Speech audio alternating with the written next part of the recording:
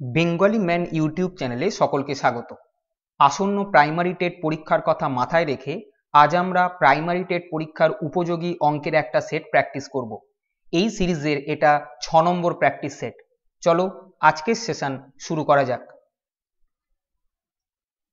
প্রথম প্রশ্নে একটা সরল দিয়েছে, এটার মান কত তোমাদের বলতে হবে। দেখো এই সরলটার দুটো পার্ট আছে। এর আগের পার্টগুলো যারা দেখেছো দেখবে এইটা এইখান থেকে এই পর্যন্ত একটা পার্ট প্লাস এখান থেকে এই পর্যন্ত একটা পার্ট। তাহলে আমরা এই পার্টটার মান, প্রথম পার্টটার মান এবং দ্বিতীয় পার্টটার মান বার করে তাকে যদি যোগ করে দিই আমাদের উত্তর আসবে, তাই তো? আমরা প্রথমে এই প্রথম পার্টটার মান দেখে নেব কি আসে। দেখো এর আগের ভিডিওগুলো যারা দেখেছো তারা জানো আমরা এই 30কে দুটো সংখ্যার গুণফল রূপে প্রকাশ করব। যেমন মনে করো 30কে 3 10 30 হয়, 5 6 30 হয়। আমি এখানে 5 6 30 নেব, কেন আমি বলবো। এখানে দেখো যাই 6 দিয়ে শেষ করলাম, পরে 42কে এমন করে ভাঙবো যেন 6 দিয়ে শুরু হয় একটা ফিগার, অর্থাৎ 6 7 42।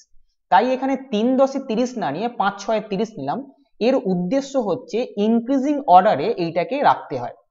5 গুণিতক 6, দেখো 6 এর পরে 7 এলো, 7 দিয়ে শেষ হলো, তার মানে এখানে 27 56 হবে। দেখছো এখানে 8 আছে, অর্থাৎ এইটা 8 দিয়ে শুরু হবে, অর্থাৎ 8 9 72, এইভাবে। তাহলে শেষটা কি করব, এইখানে তাহলে 9 দিয়ে হলে 9 10 90 হবে। এটা হবে 10 × 11 110। বোঝা গেছে? এবারে কি দেখতে বলেছিলাম, নিচে যদি এই সংখ্যা দুটো, দেখো এই জায়গাটা খেয়াল করো, 5 × 6 আছে। এই যে দুটো সংখ্যা গুণফল রূপে আছে, এদের ডিফারেন্স যেটা হবে, অর্থাৎ 6 আর 5 এর পার্থক্য কত, 1, সেই পার্থক্য যদি উপরে থাকে এবং সবগুলোর ক্ষেত্রেই যদি এটা হয়, আমরা যদি দেখি 8 9 72 এই জায়গাটায় 8 আর 9 এর পার্থক্য কত, 1, দেখো সেটা উপরে আছে। এবং শেষ পর্যন্ত 10 × 11 110, 11 আর 10 এর পার্থক্য 1, সেটা উপরে আছে। যদি এরকম সিচুয়েশন তৈরি হয় তবে আমাদের উত্তর হবে 1 এদিক থেকে ছোট ফিগারটা, অর্থাৎ 1 এর 5। এখানে সবসময় মাইনাস, এদিক থেকে হবে 1 সবচেয়ে বড় ফিগারটা, অর্থাৎ 11। এটা হবে এই সিরিজটার উত্তর। বোঝা গেছে? ছোট মাইনাস বড়, ছোট ইন দ্য সেন্স 1 এইখানকার মধ্যে, এই দুটোর মধ্যে ছোট, তাই এটাকে ইনক্রিজিং অর্ডারে লিখতে বলা হয়েছে, 5 6 7 8 9 করে 11 পর্যন্ত। আমরা দেখছি এদের মধ্যে 5 ছোট, তাই উপরে 1 ছিল 1/5, মাইনাস উপরে 1 ছিল নিচে 11 ছিল, তাই 1/11। তাহলে এই পুরো পার্টটার উত্তর হবে 1 এর 5 মাইনাস 1 এর 11। এটাকে ক্যালকুলেশন আগে করে নিতেই পারো, যেমন 5 আর 11 লসাগু হবে 55, এখানে 11 মাইনাস এখানে 5, অর্থাৎ 6/55 এখান থেকে আসবে এই পার্টটা। এবার পড়ে থাকছে এই দ্বিতীয় পার্টটা। দেখো যদি খুব ভালো করে দেখা যায়, আমি এই উপরে দেখছো 4 দুগুণে 8 দেখতে পাচ্ছি, এখানেও 8 দেখতে পাচ্ছি। আমি যদি উপর থেকে 8 কমন নিতাম, 8 যদি কমন নিই, তাহলে প্রথমে কি পড়ে থাকে, সরি এই জায়গাটা সেকেন্ড ব্র্যাকেট দিয়ে দাও। এখান থেকে 4 দুগুণে 8 চলে গেলে এখানে পড়ে থাকছে 1, আমি 1 লিখলাম, প্লাস এখানে যদি 8 চলে যায় তাহলে 4 দুগুণে 8 থাকলো, আমি 8টাকে লিখছি 2 এর কিউব। বোঝা গেছে? 8 মানে 2 এর কিউব। তাহলে আমি 1 না লিখে এটাকে 1 এর কিউব লিখতে পারি, 1 এর কিউব মানে হতো 1, প্লাস এবার দেখো আমি যেহেতু 8 কমন নিয়েছি, আমি এখান থেকে 8 বার করার চেষ্টা করব। 12কে যদি আমি ভাঙতাম তাহলে 3 4 12 ভাঙা যায়, এবং 6কে যদি ভাঙি তাহলে 2 × 3 6 ভাঙা যায়। বোঝা গেছে? তাহলে এই 4 আর এই 2, 4 দুগুণে 8 কমন নিয়ে নিয়েছি, বাইরে বেরিয়ে গেছে। তাহলে এখান থেকে পড়ে থাকছে 3 3 9, 3 9 27, 27 মানে 3 এর কিউব। তাহলে উপরটা বুঝতে পারছো এই সিরিজটা এইভাবে চলছে, 1 এর কিউব 2 এর কিউব 3 এর কিউব এইভাবে। আমি নিচেতে 3 9 27 কমন নিচ্ছি। বোঝা গেছে? এই 27 3 9 27 কমনটা নিচ থেকে নিয়ে নিলাম। একই রকম ভাবে দেখবে এখানে 1 আছে, মানে আমি এটাকে লিখতে পারি 1 এর কিউব, প্লাস এখানে 18কে যদি আমি 9 × 2 ভাবে লিখি এবং 6কে যদি আমি 2 × 3 রূপে লিখি, তাহলে এই 3 × 9 27 কমন চলে গেছে। তাহলে এখান থেকে পড়ে যাচ্ছে 2 ইন্টু 2 ইন্টু 2 অর্থাৎ 8, 8কে আমরা 2 এর কিউব হিসেবে লিখতে পারি, প্লাস এখান থেকে 27 পুরো কমন চলে গেছে, তাহলে পড়ে আছে 3 9 27, 27কে আমরা 3 এর কিউব হিসেবে লিখতে পারি এবং এইভাবে সিরিজটা চলে যাবে। বোঝা গেছে? এবং ব্র্যাকেটের বাইরেও 1/3 পাওয়ারে ছিল।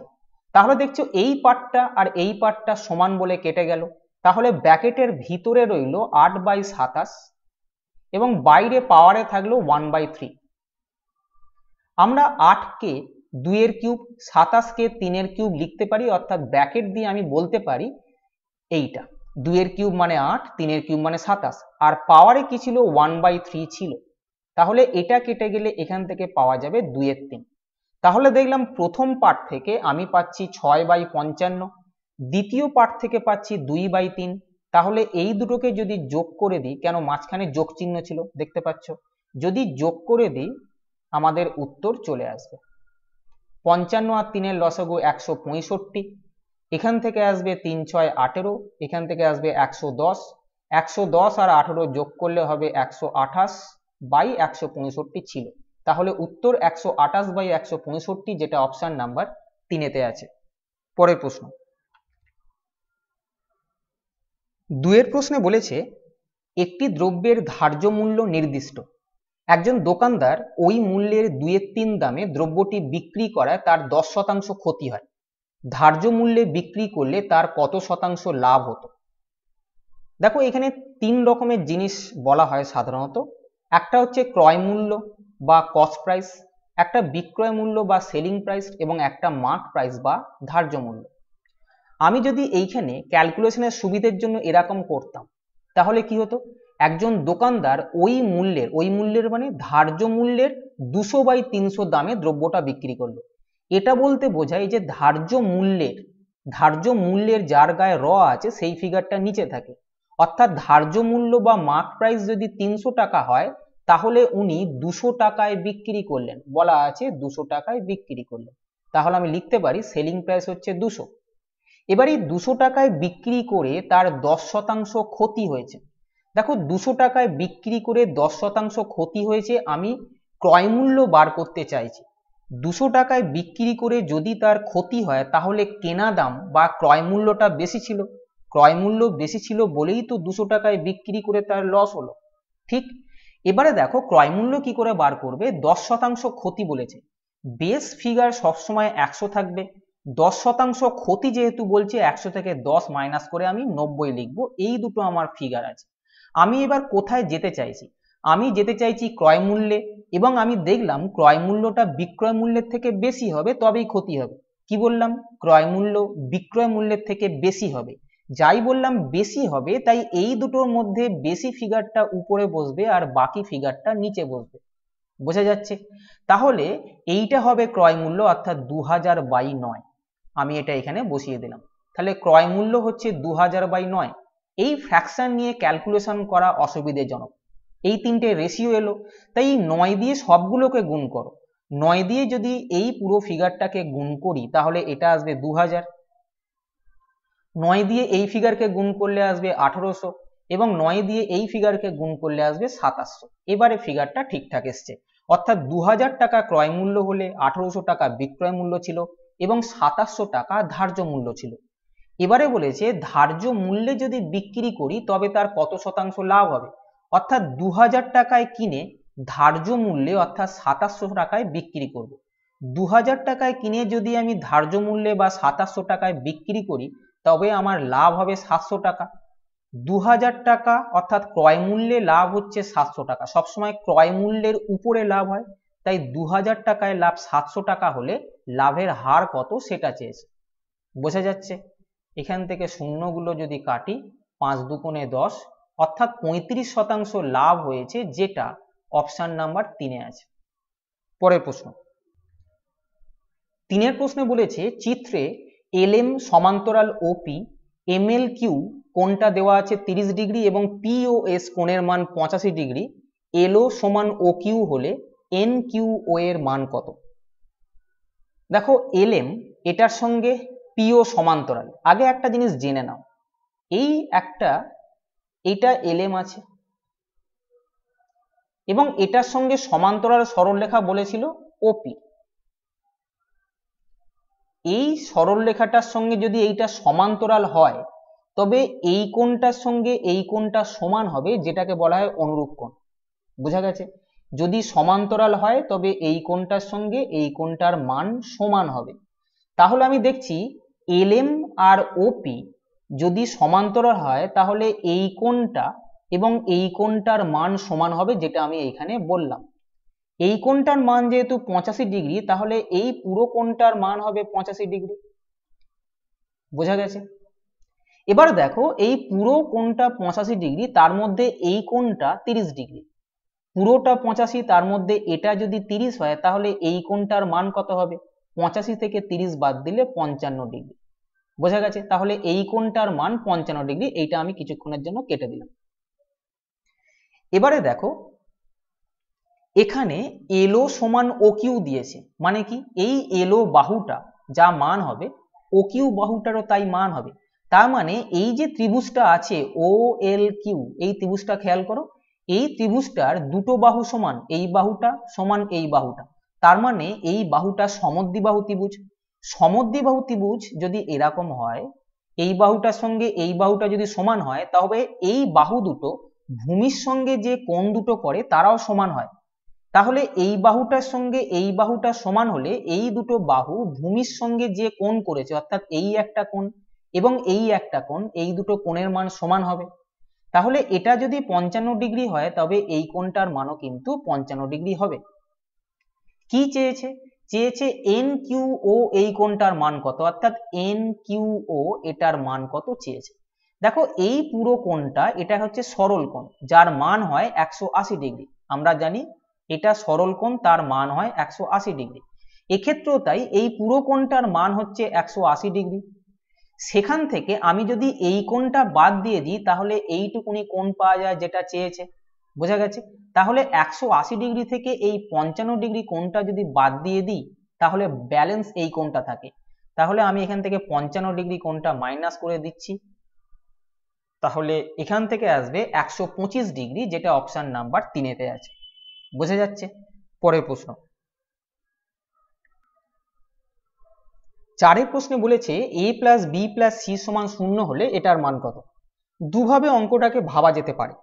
এক, এই জায়গায় আমি দেখছি a plus B, B plus C, অর্থাৎ এই তিনটের মধ্যে দুটো দুটো করে নিয়ে চলে গেছে।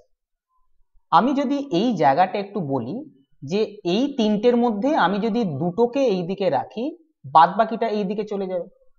অর্থাৎ আমি যদি a প্লাস বি রাখি তাহলে সিটা এইদিকে গেল, অথবা আমি যদি বলি বি আর সিটা এইদিকে রাখি তাহলে এটা এইদিকে চলে যাবে, অথবা আমি যদি এ আর সিটা এইদিকে রাখি তাহলে বিটা ওই দিকে চলে যাবে। এটা তো আমি দেখতে পাচ্ছি। এবারে দেখো এটা থেকে কি মনে হচ্ছে যে এই যে জায়গাটা 1/a plus B, B plus C আছে, আমি এই জায়গাটা যখন দেখছি আমি দেখছি এখান থেকে কি শর্ট আছে, a plus B plus C এর মধ্যে এখানে a প্লাস বি আছে, মানে সি নেই। আমি তখন বুঝবো যে এইখানে সি নেই, কিন্তু সি থাকলে কি হবে, a প্লাস বি এর মান হচ্ছে মাইনাস সি। তাহলে আমি এখানে বলবো দুটো আছে, 3 নম্বর যে নেই সে মাইনাস হয়ে এইদিকে চলে এসেছিল, অর্থাৎ a প্লাস বি এর মান মাইনাস সি। আমি এইভাবে না ভেবে এখানে ভাববো a প্লাস বি আছে, সি নেই, সে মাইনাস হিসেবে আছে। একই রকম ভাবে এখানে বি প্লাস সি আছে, কে নেই, এ নেই, যে নেই সে মাইনাস হিসেবে আছে। কেন? বি প্লাস সি মানে হচ্ছে মাইনাসে। আমি এইটাকে এইভাবে বললাম, কিন্তু পরীক্ষার সময় আমি এই লাইনটাও করব না। আমি দেখতে পাচ্ছি এখানে মাইনাসে মাইনাসে প্লাস হয়ে যায়, অর্থাৎ আমি প্রথমই লাইনেই লিখবো এসি। বোঝা গেছে? তাহলে আমি পরের লাইনটা কি করে লিখবো, a প্লাস সি আছে মানে এখানে বি নেই, মাইনাস আমি আর দিচ্ছি না, কেন মাইনাসে মাইনাসে প্লাস হয়ে যায়, আগেই বলেছি। এখানে বি প্লাস এ আছে, কে নেই, সি নেই, তাহলে এই জায়গাটা হবে 1/bc। এই জায়গাটাও দেখো সি প্লাস এ আছে, বি নেই, এখানে বি প্লাস সি আছে, এ নেই, তাহলে নিচে আছে এ বি। তাহলে আমি এই জায়গাটায় এবিসি যদি সরল করি তাহলে এখান থেকে পাওয়া যাবে বি, এখান থেকে পাওয়া যাবে এ, এখান থেকে পাওয়া যাবে সি। তাহলে উপরে আছে এ প্লাস বি প্লাস সি, যার মান দেওয়া আছে 0। আমি 0/abc, 0কে যাই দিয়ে ভাগ করো উত্তর হবে 0, যেটা অপশন নাম্বার 2-তে আছে। অথবা যেভাবে তোমরা করে অভ্যস্ত সেটা হচ্ছে a প্লাস বি দুবার আছে, দেখো দেখছো এখানেও আছে, এখানেও আছে, বি প্লাস সি এখানেও আছে, এখানেও আছে, সি প্লাস এ এখানেও আছে, এখানেও আছে। অর্থাৎ পুরোটাকে যদি আমি টেনে সরল করি, A plus B, B plus C এবং সি প্লাস এ যদি সরল করি, তাহলে দেখছি A plus B, B plus C অর্থাৎ দুটো চলে যাবে, একটা পড়ে থাকবে। এই হিসেবে যদি হয় তাহলে এই দুটো চলে গেছিল, এ পড়ে আছে। যদি এই দুটো চলে যায় তাহলে উপরে এ প্লাস বি পড়ে থাকবে, আর যদি এই দুটো চলে যায় তাহলে উপরে বি প্লাস সি পড়ে থাকবে। আমি উপর থেকে দেখছি দুটো সি আছে, দুটো বি আছে এবং দুটো এ আছে। অর্থাৎ যদি আমি দুই কমন নিই তাহলে দুটো এ, দুটো বি, দুটো সি এইভাবে লেখা যায়, আর নিচে যে ফিগারটা ছিল সেটা আবার বসে থাকবে। উপরে এ প্লাস বি প্লাস সি এর মান যেহেতু শূন্য, শূন্যকে 2 দিয়ে গুণ করলে হবে শূন্য, আর নিচে যে ফিগারটা ছিল সেটা যদি বসে তাহলে উত্তর হবে শূন্য। পরের প্রশ্ন, 5 প্রশ্নে বলেছে একটি পরীক্ষায় 100টি প্রশ্নের প্রত্যেকটি প্রশ্নের সঠিক উত্তরের জন্য 1 নম্বর বরাদ্দ রয়েছে, কিন্তু ভুল উত্তর দিলে 1/3 নম্বর কেটে নেওয়া হবে। একজন ছাত্র 88টি প্রশ্নের উত্তর দিয়ে 72 নম্বর পেল। ছাত্রটি কতগুলি প্রশ্নের সঠিক উত্তর দিয়েছে? দেখো এই জায়গাটায় মনে করো ছাত্রটা এক্সট্রা প্রশ্নের সঠিক উত্তর দিয়েছে, তাহলে আমাকে এক্স এর মান নির্ণয় করতে হবে, অর্থাৎ এক্স সমান কত, এটা আমাদের প্রশ্ন। এক্সট্রা প্রশ্নের যদি সঠিক উত্তর দেয়, প্রতি প্রশ্নের সঠিক উত্তর দিলে 1 নম্বর পাবে, তাহলে এক্সট্রা প্রশ্নের সঠিক উত্তর দিলে x ইন্টু 1 এই নাম্বার পাবে।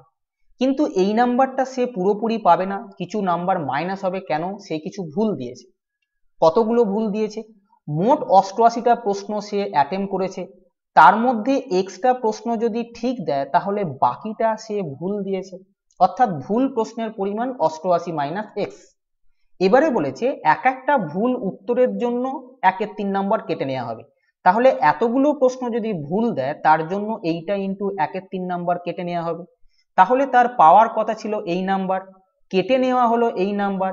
যে নাম্বারটা পাওয়ার কথা ছিল সেখান থেকে যদি এইটা কেটে নেয় তাহলে সে কত নম্বর পেল? বলে দিয়েছে সে 72 নম্বর পেল, অর্থাৎ আমি এখানে 72 লিখব। তাহলে এখান থেকে যদি আমি 3 লসাগু করি তাহলে এটা আসবে 3x, এটা 88, এখান থেকে প্লাস এক্স, আর 3টা ওইদিকে গুণ হলে আসবে 216। বোঝা গেছে? 4x এর ভ্যালু হচ্ছে 216 আর 88 এই দিকে যাবে, 216 আর 88 যোগ করলে আসবে 304। তাহলে x এর মান কত? 4 7 28, 4 6 24, অর্থাৎ x এর মান 76, যেটা আমাদের বার করতে হতো। অর্থাৎ ছাত্রটা 76টা প্রশ্নের সঠিক উত্তর দিয়েছে, যেটা অপশন নাম্বার 4-তে আছে। পরের প্রশ্ন, 3π/5 রেডিয়ান সমান কত ডিগ্রি? আমরা জানি 180 ডিগ্রি সমান পাই রেডিয়ান, অর্থাৎ পাই রেডিয়ান এটার ভ্যালু হচ্ছে 180 ডিগ্রি। 1 রেডিয়ানের ভ্যালু কত? 180/পাই। এখানে বলেছে 3π/5 রেডিয়ান, 3π/5 রেডিয়ানের ভ্যালু কত? 180/পাই ছিল ইন্টু 3π/5, পাই এটা কাটো, এটা 36, 36কে 3 দিয়ে গুণ করলে 108 ডিগ্রি হয়, যেটা অপশন নাম্বার 4-তে আছে। পরের প্রশ্ন, 7 প্রশ্নে বলেছে যে এটা সমান এটা হলে এক্স এর মান কত? দেখো এই অঙ্কগুলো অপশন থেকে করা সবচেয়ে সুবিধাজনক। এই যে জিনিসটা এখানে লেখা আছে বামপক্ষ সমান ডান পক্ষ প্রমাণ করতে হবে, আমি যদি অপশন ধরে অঙ্ক করি, বামপক্ষে কি আছে? বামপক্ষে আছে 25 আর x 1/3, এটা মানে হচ্ছে পাওয়ারে 1/3 আছে, কিউব রুট অফ x মানে পাওয়ারে 1/3 আছে, মাইনাস 24 x পাওয়ারে 1/3 আছে। বোঝা গেছে? বাম দিকে এটা আছে, ডান দিকে কি আছে? 7 x টু দি পাওয়ার 1/3। তাহলে x এর মান কত সেটা হচ্ছে প্রশ্ন। খেয়াল করো এখানে যদি পাওয়ারে 1/3 থাকে তার মানে x এর মান এমন একটা কিছু ধরতে হবে যাকে কিউব করা যায়। কেন? মনে করো আমি যদি বলি 27, সেটা মানে হচ্ছে 3 এর কিউব, আর পাওয়ারে ছিল 1/3, এটা তাহলে কি কেটে গিয়ে আমাদের উত্তর আসা সুবিধে হয়। তাহলে x এমন একটা ফিগার ধরতে হবে যাকে কিউব করা যায়। অপশন নাম্বার 1 হবে না, কেন? এটা 9 আছে, এটা কারোর কিউব না। অপশন নাম্বার 8 পরে আছে, এটা আমরা জানি 2 এর কিউব। আমি মনে করছি উত্তর অপশন নাম্বার 2। 8 মানে হচ্ছে 2 এর কিউব, অর্থাৎ x এর জায়গায় আমি 2 এর কিউব যদি বসাই, আমি দেখব বাম পক্ষে আর ডান পক্ষে x এর মান বসালে বাম পক্ষ সমান ডান পক্ষ হয় কি না। এই জায়গায় 25 x এর মান কি দেখলাম 8 বা 2 এর কিউব, আমি যদি এখানে 2 এর কিউব বসাই তাহলে এটা 1 এর 3 কাটবে, কারণ আমি সেই জন্যই ওটাকে ধরেছি। মাইনাস এই জায়গাটা কি থাকবে, x এর মান 2 এর কিউব যদি বসাই এটা হবে, সরি পাওয়ার এটা আছে 1 এর 3 যদি কাটে এটা হবে 24 স্কোয়ার, অর্থাৎ এই জায়গায় আছে 25 স্কোয়ার মাইনাস 24 স্কোয়ার। বোঝা যাচ্ছে? আমি এটা ফেস করে আরেকবার লিখছি, পরীক্ষার সময় তোমরা এটা করো না। তাহলে এটা যদি থাকে a স্কোয়ার মাইনাস বি স্কোয়ারের ফর্মুলা পড়বে a plus B into a minus B. বোঝা যাচ্ছে? 25 প্লাস 24 49, 25 থেকে 24 বাদ দিলে 1 হয়, 49 কে 1 দিয়ে গুণ করলে 49 হয়, অর্থাৎ বাম পক্ষে 49 এলো। আমি দেখব ডান পক্ষে যেটা ছিল সেখানেও 49 আসে কিনা, যদি আসে তাহলে কিন্তু এটাই উত্তর। এই জায়গায় আমি দেখছি 7, x এর মান 2 টু দি পাওয়ার 3 ইন্টু পাওয়ারে 1 এর 3 ছিল, তাহলে এটা হলো 7 স্কোয়ার, 7 স্কোয়ার মানে 49। আমি দেখলাম বাম পক্ষ আর ডান পক্ষ সমান হয়েছে, তার মানে আমি যেটা ধরেছি সেটাই হচ্ছে উত্তর। পরের প্রশ্ন 8 প্রশ্নে বলেছে যদি কোনো, এটা কোণ নয় এটা কোনো হবে, দন্তের না হবে, যদি কোনো সুষম বহুভুজের প্রতিটি অন্তঃকোণ প্রতিটি বহিঃকোণের 3 গুণ হয় তবে বহুভুজটির বাহু সংখ্যা নির্ণয় করো। দেখো সাধারণত বহুভুজের বাহু সংখ্যার জন্য একটা ফর্মুলা আছে, সেটা হচ্ছে 360 ডিগ্রি বাই বহিঃকোণ। এটা হচ্ছে বাহু সংখ্যার, বহুভুজের বাহু সংখ্যার ফর্মুলা। তাহলে আমি যদি বহিঃকোণের মান নির্ণয় করতে পারি, এখানে বহিঃকোণের মান বসিয়ে দিলে বাহু সংখ্যা কিন্তু পাবো, যেটা প্রশ্নে চেয়েছে। এবারে দেখো আমি যদি এই আঁকাটা আঁকি, এইটা হচ্ছে অন্তঃকোণ এবং এটা হবে বহিঃকোণ। বলেছে প্রতিটি অন্তঃকোণ প্রতিটি বহিঃকোণের 3 গুণ, অর্থাৎ এটা যদি বহিঃকোণ হয়, এটাকে যদি আমি x ডিগ্রি মনে করি তাহলে অন্তঃকোণ হচ্ছে বহিঃকোণের 3 গুণ অর্থাৎ 3x বলতে পারি। কিন্তু এই টোটাল কোণটার মান, যেটাকে আমরা সরল কোণ বলে জানি, সেটা হচ্ছে 180 ডিগ্রি। কিন্তু এই টোটাল কোণটা আমি যেটা ধরেছি সেটা হচ্ছে একটা x একটা 3x, অর্থাৎ টোটাল হচ্ছে 4x। তাহলে 4x এর মান যদি 180 হয়, x এর মান কত? 45 ডিগ্রি। x কি জিনিস? x হচ্ছে বহিঃকোণ আমি ধরেছিলাম, অর্থাৎ বহিঃকোণের মান 45 ডিগ্রি আমি এখান থেকে দেখতে পেলাম। এই বহিঃকোণের মান 45 ডিগ্রিটা এই ফর্মুলায় ফেলে দাও, 360 ডিগ্রি বাই বহিঃকোণের মান 45। এটা যদি কাটি এটা আসবে 8, অর্থাৎ বহুভুজটার বাহু সংখ্যা 8টা, যেটা অপশন নাম্বার 2 তে আছে। পরের প্রশ্ন 9 প্রশ্নে বলেছে কোনো আয়তকার হলের প্রস্থ এর দৈর্ঘ্যের 3/4 অংশ, যদি ক্ষেত্রটির ক্ষেত্রফল 768 বর্গমিটার হয় তবে এর দৈর্ঘ্য ও প্রস্থের মধ্যে পার্থক্য কত? দেখো কিছুক্ষণ আগে বলেছিলাম ভগ্নাংশের ক্ষেত্রে এই যে দৈর্ঘ্যের আছে তার ভ্যালু হচ্ছে নিচে এবং বাদবাকিটা তাহলে প্রস্থ হবে। আমি যদি দৈর্ঘ্য 4x মনে করি তাহলে প্রস্থ হবে 3x। কি বললাম আমি এখানে দেখাচ্ছি, দৈর্ঘ্য যদি 4x হয় তাহলে প্রস্থ হবে 3x।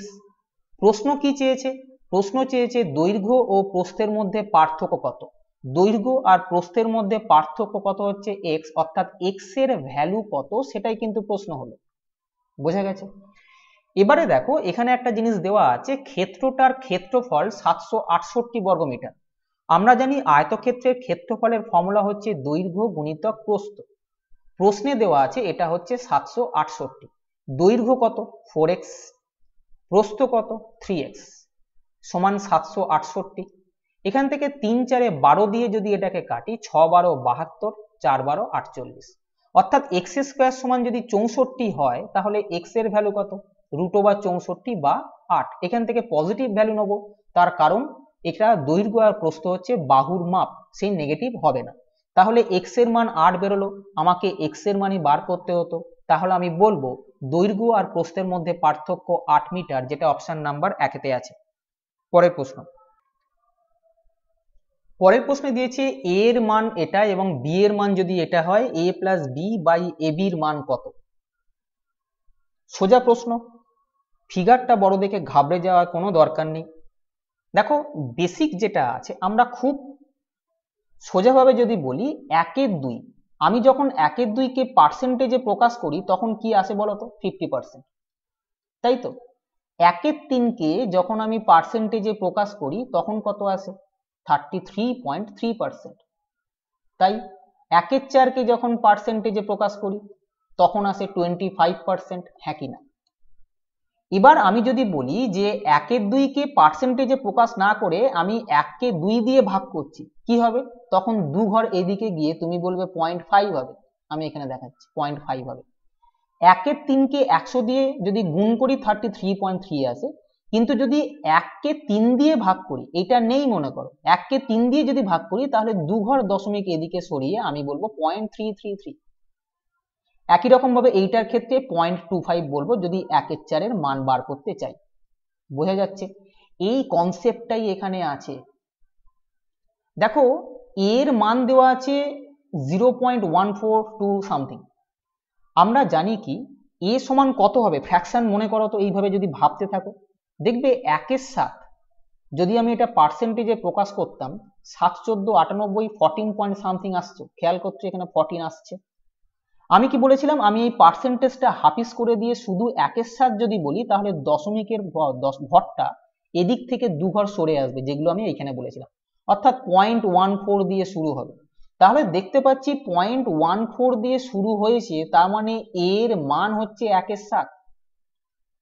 বোঝা যাচ্ছে? একই রকম ভাবে বি এর মান দেখো এইটা আছে, খেয়াল করো 1/6 এটা মানে কত ছিল মনে আছে? এটাকে পার্সেন্টেজে যদি প্রকাশ করতাম 6, 16, 96, 16.6 ছিল। আমি বলছি পার্সেন্টেজ বার করব না, তাহলে কি হবে? দশমিকটা আরো 2 ঘর এইদিকে চলে আসবে, অর্থাৎ 0.166 হবে, সেটাই এখানে দেওয়া আছে। অর্থাৎ বি এর মান এইটা না ভেবে আমি বলবো বি এর মান 1/6, অঙ্ক শেষ। বোঝা গেছে? তাহলে এ এর মান পেলাম 1/7, বি এর মান পেলাম 1/6, এখানে জাস্ট বসাতে হবে। এখানে বলেছিল a plus B by AB, এর মান আমি দেখলাম 1/7 আছে, বি এর মান 1/6, নিচে 1/7 সঙ্গে 1/6 গুণ, উপরে যদি সরল করা যায় এটা আসবে 42, এখানে 6 প্লাস 7, আর নিচে আসবে 1/42, এটা কেটে যাবে, তাহলে উত্তর হবে 13, যেটা অপশন নাম্বার 4-তে আছে। পরের প্রশ্ন, পরে একটা মান নির্ণয় করতে দিয়েছে, এটাও দেখে খুব বড় মনে হবে, কিন্তু এটা দুটো উপায়ে করতে পারো। একটা হচ্ছে ইউনিট ডিজিট মেথডে, সেটা কি? অর্থাৎ আমরা এখানে শুধু দেখব একক স্থানে কি আসছে। যেমন মনে করো এই জায়গায় আছে 1006 এর হোল স্কয়ার, আমি কিছু দেখব না, শুধু দেখব লাস্টে কোন ডিজিটটা আছে। লাস্টে আছে 6, তার যদি স্কয়ার করো কত হবে? 36। আমি শুধুমাত্র ইউনিট ডিজিট বা একক স্থানের অঙ্কটা নেব, সেটা হচ্ছে 6, লিখলাম মাইনাস। এই দুটো সংখ্যা গুণ আছে, আমি গুণ করে শুধুমাত্র একক স্থানের অঙ্কটা নেব। এর একক স্থান আর এর একক স্থান গুণ করলে আসছে 5 7 35, আমি শুধুমাত্র একক স্থান নেব অর্থাৎ 5, সেটা এখানে লিখলাম। তারপর প্লাস চিহ্ন আছে, এদেরকে গুণ করলে 4 আসছে 32 হবে, শেষ ফিগারটা আসছে 2, আমি এখানে 2 নেব, মাইনাস এটাকে গুণ করলে 3 9 27 আসছে, শেষ ফিগারটা 7, দেখতে পাচ্ছ, শুধুমাত্র ইউনিট ডিজিটটাকে নিলাম। এক্ষেত্রে প্লাস আছে 6 আর 2 এর আগে অর্থাৎ 8, মাইনাস 5 এর সাথে 12, আমি বলছি 5 এর সাথে 12 যাই আসছে আমি শুধু ইউনিট ডিজিটটা নেবো অর্থাৎ 2 নেবো। 8 থেকে 2 বাদ দিলে 6 হয়, তাহলে উত্তর হবে অপশন নাম্বার 1। বোঝা গেছে? এবার এক্ষুনি প্রশ্ন করবে যদি এরকম 6 গিজগিজ করে, তাই তো? এটা পরীক্ষার প্রশ্ন, আমি বানাইনি, কিন্তু যদি এরকম প্রশ্ন মনে আসে তাহলে তোমাদেরকে এইভাবে করতে হবে যেটা আমি দেখাচ্ছি। সাধারণত পরীক্ষায় তোমরা যেরকম ভাবো সেরকম দেওয়া হয় না, তোমরা কত ফাস্ট জিনিসটাকে ধরতে পারছো সেটাই কিন্তু পরীক্ষা হয়। তবুও যদি এটা আমি ডেসক্রিপটিভ প্রসেসে করতাম তাহলে কি হতো জানো? এই 1006 যে স্কোয়ারটা আছে সেটা আমি লিখে রেখে দিলাম, মাইনাস, খেয়াল করো এই জায়গায় 1007 আর 1005 এদের মধ্যে গ্যাপ কত বলো তো? 1007 থেকে 1005 বাদ দিলে 2 এর গ্যাপ হয়। বোঝা গেছে? এই যে 2 এর গ্যাপ হলো, এই দুজন আছে বলে এই গ্যাপটাকে মনে মনে 2 দিয়ে ভাগ করে নেবে। আবার বলছি, যে গ্যাপটা হবে সেই গ্যাপকে মনে মনে 2 দিয়েই ভাগ করবে। গ্যাপ আছে 2, একে যদি মনে মনে 2 দিয়ে ভাগ করি কত হবে? 1। আমি এখান থেকে ভাগফল যেটা বেরোবে এদের মধ্যে ছোট সংখ্যা যেটা আছে তার সঙ্গে 1 যোগ করব। এদের মধ্যে ছোট সংখ্যা কত আছে 1005। 1005-এর সঙ্গে 1 যোগ করে আমি বলবো 1006। সেখান থেকে একবার 1 বিয়োগ করব, সেখানের সঙ্গে একবার 1 যোগ করব।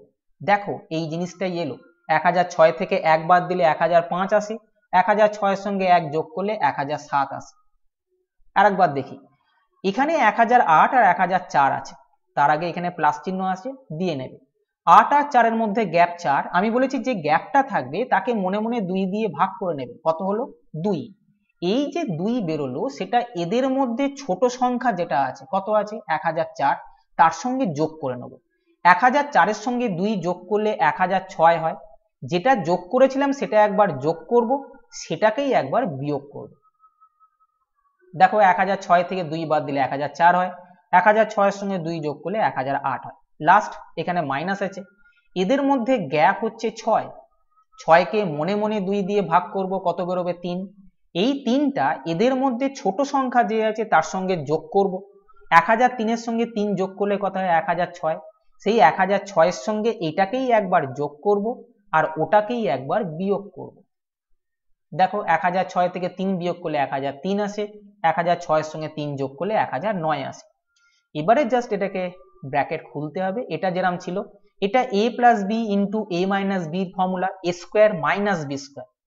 a হচ্ছে এইটা, মাইনাস বি স্কোয়ার, যাই মাইনাস বললাম বাইরে মাইনাস ছিল বলে মাইনাস মাইনাসে প্লাস, 1 স্কোয়ার অর্থাৎ 1। বোঝা যাচ্ছে, মাইনাস থাকলে কিন্তু সাইনটাকে চেঞ্জ করতে হবে, এখানে প্লাস আছে যেমন সাইন আর চেঞ্জ হবে না। এটাও তাই a plus B into a minus B, a square minus B square minus 2a square. এখানে লাস্ট কি আছে a plus B into a minus B, দেখতে পাচ্ছ a square minus B square হওয়ার কথা কে ছিল, কিন্তু বাইরে মাইনাস থাকার জন্য ভেতরে প্লাস হয়ে গেল বি স্কোয়ার। এখান থেকে দেখো এইটা কেটে গেল, তাহলে যেটা পড়ে থাকলো 1 মাইনাস 2 স্কোয়ার মানে 4 প্লাস 3 স্কোয়ার মানে 9, 9-এর একে 10 থেকে যদি 4 বাদ দেওয়া যায় 6 বেরোয়, যেটা কিন্তু আগেই আমরা করেছি। তাই পরীক্ষার সময় প্রশ্ন এলে আগে ইউনিট ডিজিট মেথডে করো, যদি মনে হয় তোমাদের মাথায় আসছে গিজগিজ করে তাহলে ভাই এটাই করো। পরের প্রশ্ন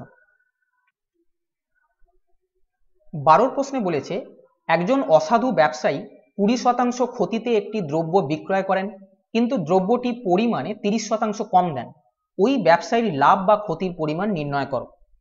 আমি লাভ ক্ষতির চ্যাপ্টার করানোর সময় অসৎ ব্যবসায়ীর অঙ্ক বলে একটা চ্যাপ্টার করিয়েছিলাম, সেখানে এই জাতীয় সমস্ত অঙ্ক করে দেওয়া আছে। পারলে লাভ ক্ষতির যে ভিডিও প্লেলিস্ট আছে সেখান থেকে অসাধু ব্যবসায়ীর যে অঙ্ক আছে সেগুলো একটু দেখে নিও, খুব কাজে দেবে।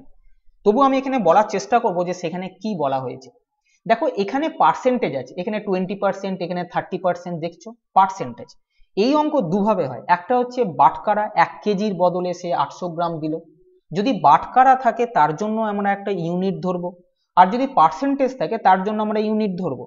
বাটকারার অঙ্ক যেখানে কেজিতে ভর দেওয়া থাকবে সেখানে আমরা বেস ফিগার 1 কেজি মানে 1000 গ্রাম এটাকে ধরবো, কিন্তু এখানে পার্সেন্টেজ যেহেতু আছে তাই আমরা বেস ফিগার 100 ধরবো। বোঝা গেছে, পার্সেন্টেজ দিয়ে অঙ্ক থাকলে বেস ফিগার হবে 100, আর যদি 1 কেজি 800 গ্রাম 900 গ্রাম ইত্যাদি দেয় তখন বেস ফিগার 1000 ধরে করতে হয়। আমাদের এক্ষেত্রে এটা লাগছে না, পার্সেন্টেজ দেওয়া আছে, বেস ফিগার হবে 100। খেয়াল রেখো এই বেস ফিগারের বাম দিকটায় হবে তুমি ক্রেতাকে কি জিনিস দিচ্ছ, ক্রেতাকে যতটা দিচ্ছি সেটা বাম দিকে থাকবে, বাদ বাকিটা ফিগারটা এই দিকে থাকবে। বোঝা গেছে, বাম দিকে থাকবে ক্রেতাকে কি দিচ্ছি, আমি ক্রেতাকে পরিমাণে 30% কম দিচ্ছি, 100 থেকে 30 কম দিলে আমি এখানে লিখবো 70। বোঝা গেছে, ক্রেতাকে যেটা দিচ্ছি সেটা তোমার বাম দিকে থাকবে, 30% কম দিচ্ছি, 100 থেকে 30 কম দিলে ক্রেতাকে আমি 70 দিচ্ছি। আর একটা ফিগার পড়ে আছে সেইটা বলছি ডান দিকে বসবে। এখানে বলছে তার 20% ক্ষতি হয়েছে, 100-র মধ্যে 20, বেস সবসময় এইটা, আমি একে নিয়েই ক্যালকুলেশন করব। 100-র মধ্যে 20 ক্ষতি হলে আমি লিখবো 80, এই দিকে বসবে। এই পর্যন্ত বোঝা গেছে। এবার বসানোর পর বাম দিকে যে ফিগারটা এলো সেটা হবে ক্রয় মূল্য সব সময়, এবং ডান দিকে যে ফিগারটা থাকবে সেটাকে বলবো আমি বিক্রয় মূল্য। তার মানে 70 টাকায় কিনে আমি 80 টাকায় বিক্রি করেছি, তাহলে আমার লাভ কত টাকা হয়েছে 10 টাকা। তাহলে প্রশ্ন লাভ দিয়ে হবে ক্ষতি দিয়ে না, তাহলে এটা উত্তর হবে না, এটা উত্তর হবে না, এইটা বা এইটার মধ্যে যে কোনো একটা উত্তর হবে। 70 টাকা অর্থাৎ ক্রয় মূল্যের উপরে সবসময় লাভ হয়। কি বললাম? ক্রয় মূল্যের উপরে সবসময় লাভ হয়। 70 টাকায় লাভ 10 টাকা হলে 100 টাকায় কত? প্রশ্ন এটা। এখান থেকে যদি কাটি 100 কে 7 দিয়ে ভাগ করব, এটা পুরো কাটা যায় না, এটা পুরো ফিগার দেখছি, তার মানে 100 কে 7 দিয়ে ভাগ করলে এটা উত্তর আসবে। বোঝা যাচ্ছে? পরের প্রশ্ন। পরের প্রশ্নে মান নির্ণয় করতে দিয়েছে। দেখো এই জাতীয় অঙ্ক আমি করিয়েছি, কিন্তু সেগুলো সব মাঝখানে ইনটু ছিল। আজকেই করিয়েছি একটা, যেমন 5 6 30, 6 7 42, মনে পড়ছে 1/, ছিল। কিন্তু এই অঙ্কে ইনটু নেই, এগুলো সব প্লাস আছে। খেয়াল করছো? সব প্লাস আছে। একটা জিনিস খালি দেখে নেবে যে এই দুটোর স্কোয়ার করলে, যেমন √3 স্কোয়ার মাইনাস √2 স্কোয়ার, এই দুটো স্কোয়ার করে বিয়োগ করলে উপরে যেটা আছে সেটা মিলছে কিনা। এটা স্কোয়ার থেকে এটা স্কোয়ার বিয়োগ করলে যেটা হবে সেই বিয়োগ ফলটা উপরে আসছে কিনা দেখে নাও। যেমন √3 স্কোয়ার মানে 3, √2 স্কোয়ার মানে 2, 3 থেকে 2 বাদ দিলে 1 হয়, √4 এর হোল স্কোয়ার 4, √3 হোল স্কোয়ার 3, 4 থেকে 3 বাদ দিলে 1 হয়। ব্যাস, এটা দেখে নিলাম। তাহলে আমাদের উত্তর কি হবে জানো? এই সংখ্যাগুলোর মধ্যে দেখছো এটা ইনক্রিজিং অর্ডারে আছে, 1 √2 √2 √3 √3 √4 এই করে 80 81। এই সিরিজে যেটা আছে এদের মধ্যে সব থেকে বড় সংখ্যাটা যেটা আছে সেইটাকে লিখব, মাইনাস এদের মধ্যে সব থেকে ছোট সংখ্যা যেটা আছে সেটা লিখব। এটাই হবে এই প্রশ্নের উত্তর। বোঝা যাচ্ছে? এদের মধ্যে সব থেকে বড় সংখ্যাটা আমি লিখব এবং এদের মধ্যে সব থেকে ছোট সংখ্যাটা লিখব, মাঝখানে মাইনাস চিহ্ন দেবো। 81√9, সেখান থেকে যদি আমি 1 বাদ দিই, এই প্রশ্নের উত্তর হবে 8, যেটা অপশন নাম্বার 3-তে আছে। এবার প্রশ্ন হচ্ছে কেন? কেন একটু শুনে নাও। আমি তো বললাম এটা হবে, কেন জানো? আমি একটু আগে কি বললাম যে এই সংখ্যা আর এই সংখ্যার স্কোয়ার করে যদি বিয়োগ করো, যেমন √2 স্কোয়ার থেকে 1 স্কোয়ার বাদ দিলে 1 হয়, সেটা উপরে আছে। যদি এরকম থাকে তাহলে কি করব জানো? এখানে যদি প্লাস থাকে, খেয়াল করো, এখানে যদি প্লাস থাকে আমি করব কি, এদের মধ্যে বড় সংখ্যাটা প্রথমে, ছোট সংখ্যাটা পরে বসাবো, অর্থাৎ √2 - 1 বসাবো, সাইনটা চেঞ্জ হয়ে যাবে। √2 - 1, এখানে প্লাস থাকলে এটা মাইনাস। যখন করণী নিরসন করো তখন √2 + 1 আছে, নিচে √2 - 1 দিয়ে গুণ করো, উপরেও √2 - 1 দিয়ে গুণ করো। নিচে √2 + 1 × √2 - 1 নিলে a² - b² অর্থাৎ নিচে 1 আসে আর উপরে √2 - 1 হয়। এত বড় আমরা না করে আমরা জাস্ট দেখব এই দুটো স্কোয়ারকে বিয়োগ করে, এর স্কোয়ার আর এর স্কোয়ার বিয়োগ করলে যদি 1 হয়, তাহলে এই 1/1 + √2 টাকেই আমি √2 - 1 লিখতে পারি, অর্থাৎ এদের মধ্যে বড়টা প্রথমে মাইনাস ছোটটা লিখতে পারি। এখানে প্লাস চিহ্ন আছে আমি দিলাম। একইভাবে আমি দেখছি √3 স্কোয়ার আর √2 স্কোয়ার যদি বিয়োগ করা হয় তাহলে 1 হয়, তাহলে এদের মধ্যে বড় ফিগারটা আমি প্রথমে বসাবো, ছোট ফিগারটাকে মাইনাস করে পরে বসাবো। একই রকম এদের মধ্যে বড় ফিগারটাকে আমি প্রথমে বসাবো, ছোট ফিগারটা মাইনাস করে বসাবো, এইভাবে চলবে। এর আগে দেখো যদি এরকম থাকে, দেখছো বড় ফিগারটা প্রথমে বসবে আর ছোট ফিগারটা পরে বসবে। এখানে কি হচ্ছে দেখো, এই যে ফিগারটা দেখো √2 √2 √3 √3 √4 √4, এইভাবে কাটতে কাটতে √80 পর্যন্ত কেটে যাবে। এখান থেকে শুধু পড়ে থাকবে √81 আর এখান থেকে পড়ে থাকবে -1, যেটা আমি প্রথমে বলেছিলাম। বোঝা যাচ্ছে? তাই এরকম প্রশ্ন এলে তুমি মনে রাখবে বড়টা মাইনাস ছোটটা আমাদের অ্যান্সার। পরের প্রশ্ন। পরের প্রশ্নে বলেছে যদি কোনো ত্রিভুজের 3টি বাহুর দৈর্ঘ্য যথাক্রমে 6 সেমি, 8 সেমি ও 10 সেমি হয়, তবে বৃহত্তম বাহুর উপর অঙ্কিত মধ্যমার দৈর্ঘ্য কত? যখন ত্রিভুজের 3টে বাহুর দৈর্ঘ্য আলাদা আলাদা দেওয়া হয় তখন মনে হয় আমাদের এটা বিষমবাহু ত্রিভুজ, কিন্তু সমকোণী ত্রিভুজের জন্য দেখবে 3 4 5 এটা হচ্ছে বেসিক ট্রিপলেট। মানে কি, এটা যদি সমকোণী ত্রিভুজ হয়, একটা লম্ব একটা ভূমি এবং বড়টা হয় অতিভুজ, 3 স্কোয়ার প্লাস 4 স্কোয়ার সমান 5 স্কোয়ার হয়। এটা পিথাগোরাসের উপপাদ্য, এই 3টে সংখ্যা মেনে চলছে, তাই এদেরকে ট্রিপলেট বলা হয়। আমি যদি এই সংখ্যাগুলোকে একই সংখ্যা দিয়ে গুণ করি, যেমন আমি যদি সবগুলো সংখ্যাকে 2 দিয়ে গুণ করি, এটা হবে 6, এটা হবে 8, এটা হবে 10, এই 6 আর 10 ও ট্রিপলেট তৈরি করবে। অর্থাৎ আমি যদি একটা সমকোণী ত্রিভুজ আঁকি, এটা 6 এটা 8 হলে অতিভুজ হবে 10, তার কারণ 6 স্কোয়ার প্লাস 8 স্কোয়ার সমান 10 স্কোয়ার হয়। বোঝা গেছে? খেয়াল করো এখানে 6 আর 10 তিনটে ত্রিভুজের বাহু দেওয়া আছে, তাহলে আমি বলবো এই ত্রিভুজটা অবশ্যই সমকোণী ত্রিভুজ হবে। তাহলে আমি একটা সমকোণী ত্রিভুজ এঁকে নিলাম, 6, 8 আর এই বড় বাহুটা হচ্ছে 10। এবার বলেছে এই ত্রিভুজের বৃহত্তম বাহুর উপর অঙ্কিত মধ্যমার দৈর্ঘ্য কত। এদের মধ্যে বৃহত্তম বাহু হচ্ছে এইটা, এর উপরে মধ্যমা আঁকতে হবে। মধ্যমা মানে কি, এই বৃহত্তম বাহুর মধ্যবিন্দু যেটা হবে সেখানে বিপরীত শীর্ষবিন্দু থেকে আমি যুক্ত করে দেবো। বিপরীত শীর্ষবিন্দুর সঙ্গে বৃহত্তম বাহুর মধ্যবিন্দুকে যোগ করলে যে রেখাটা পাওয়া যাবে তাকে আমি বলবো মধ্যমা। এই মধ্যমার দৈর্ঘ্য কত সেটা চেয়েছে। দেখো আমি যাই বললাম এটা হচ্ছে এই বাহুটার মধ্যবিন্দু, তাহলে এইখান থেকে এই পর্যন্ত 5 হবে, আর এখান থেকে এই পর্যন্ত 5 হবে, কেন এইটা এই 10-এর মধ্যবিন্দু। এবারে একটা জিনিস খেয়াল করবে, সমকোণী ত্রিভুজের ক্ষেত্রে যদি অতিভুজের মধ্যবিন্দু, অতিভুজের যে মধ্যবিন্দু আছে এই মধ্যবিন্দু থেকে এই শীর্ষবিন্দু, মধ্যবিন্দু থেকে এই শীর্ষবিন্দু এবং মধ্যবিন্দু থেকে এই শীর্ষবিন্দুর দূরত্ব সমান হয়।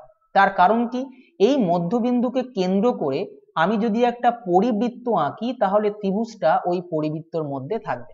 পরিবৃত্ত বোঝো, এই সেন্টার হবে, এটাকে কেন্দ্র করে এই শীর্ষবিন্দু, অথবা এটাকে কেন্দ্র করে এই শীর্ষবিন্দু পর্যন্ত, অথবা এখান থেকে এই শীর্ষবিন্দু পর্যন্ত মাপ নিয়ে যদি বৃত্ত আঁকি, একটা বৃত্তর মধ্যে এই ত্রিভুজটা থাকবে। অর্থাৎ মোদ্দা কথা হলো এই যে বিন্দুটা আছে এখান থেকে শীর্ষবিন্দুগুলোর মাপ সবসময় সমান হবে, তার কারণ এগুলো সব ব্যাসার্ধ হয়ে যায়। তাহলে এটা যদি 5 হয়, এটা যদি 5 হয়, এরা যদি ব্যাসার্ধ হয়, এটাও তো ব্যাসার্ধ, তাহলে এটার মানও হবে 5। অর্থাৎ মধ্যমার দৈর্ঘ্য হবে 5 সেন্টিমিটার, যেটা অপশন নাম্বার 3-তে আছে। পরের প্রশ্নে বলেছে জল যখন বরফে পরিণত হয় তখন আয়তন 9% বৃদ্ধি পায়, যদি বরফ জলে পরিণত হয় তবে আয়তন কত শতাংশ হ্রাস পাবে। আমি এর আগে বহুবার বলেছি অঙ্কগুলো করানোর সময়, একটা যদি বাড়ে তাহলে আর একটা কমবে। এখানে বলেছে 9% বৃদ্ধি পেয়েছে, 9% মানে কি 9/100, তাহলে তোমাকে আর একটা চাইবে, সেটা অবশ্যই হ্রাস পাবে। দেখো প্রশ্নে দিয়েছে কত হ্রাস পাবে। অঙ্কগুলো আমি কিভাবে করতে বলেছি, প্লাস থাকলে আমি এখানে মাইনাস করব, উপরে যে ফিগারটা আছে এখানে যাই থাকুক না কেন, 1 2 3 4 9 10 যাই থাকুক না কেন সেটা উপরে বসবে।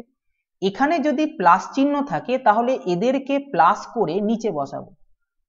আর একবার বলি, যদি এটা মাইনাস থাকতো তাহলে আমি এখানে প্লাস করতাম, উপরের ফিগার 9 থাকলে 9 লিখবো। এখানে যদি মাইনাস থাকে তাহলে এদেরকে মাইনাস করে আমি নিচে লিখতাম। এক্ষেত্রে এখানে প্লাস ছিল বলে এদেরকে প্লাস করে আমি নিচে লিখেছি।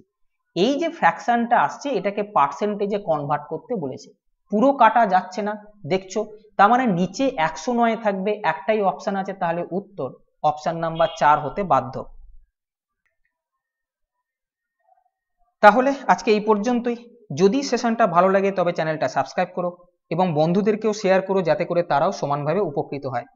ভালো থেকো, ভালোভাবে পড়াশোনা করো, টাটা।